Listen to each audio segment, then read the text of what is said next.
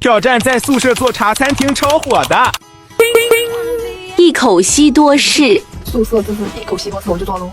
这样一份一口西多士，在茶餐厅至少卖你20几块钱，咱们在宿舍成本不到5块钱就能轻松 get。我这里是做4人份的，所以我准备了4款。如果你们宿舍人多的话，可以多准备一些。1分为4，我的块头还是稍微大了一些，你们可以1分为6的那种切法去切。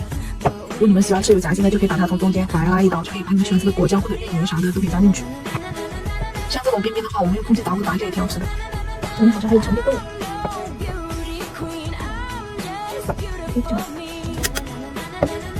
我这里准备2、3颗鸡蛋就可以了。